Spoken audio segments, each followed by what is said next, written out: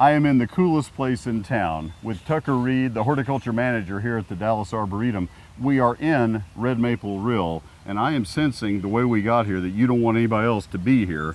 I would rather them not be here. Yes. Thank you for the guided tour back in Yeah. here. What is Red Maple Rill?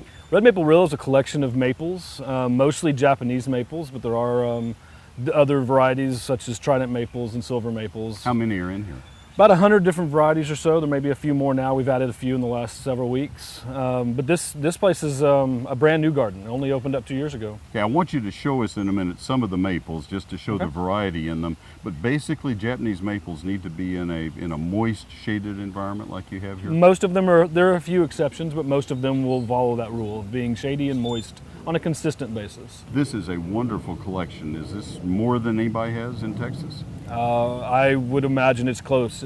And when Jimmy and I are done, it will be the top, guaranteed. Now, tell us about some of the other plants that you have growing beneath these that are companions for shade gardens. Just kind of give me a list of 5 or 10 that come to mind. Well, we have an assortment of ferns. So there's probably 20 different varieties of ferns throughout here, as well as Cephalotaxis, which is a plum yew, many different ground covers, Ardesia, Cyperus, Ajuga, Polygonatum, Solomon seal.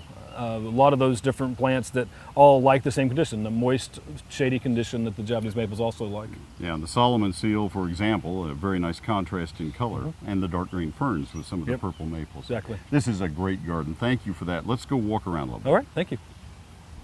So Tucker, this says Okagami on the label. This is a large-leafed, red-leafed, looks like standard size Japanese maple. Standard. Take us through the varieties over here. Over here we have a large green thread That's leaf. the finest leaves I've ever seen on any Japanese And this maple. one's actually called Siryu, and it's actually can tolerate a lot more sun than a lot of the other ones That's why can. it's out here. Right. Cool.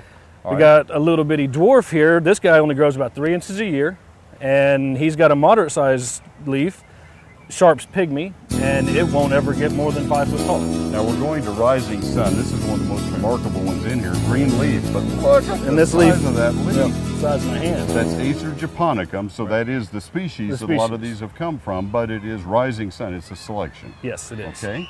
And then, And then we have on a very down- compact red. Yeah, we have a compact red, and it's got a little bit of a modeling red variegation to it, so it's very light when it comes out and then darkens to a darker color during the summer. I love this little guy. So, and this guy is a very similar one, but a more compact form. Adrian's compact and unusually shaped leaves as well. Right.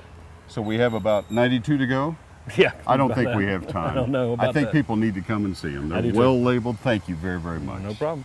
Now let's go to Dr. Greg Church at Shades of Green Nursery. Greg is with Texas AgriLife Extension.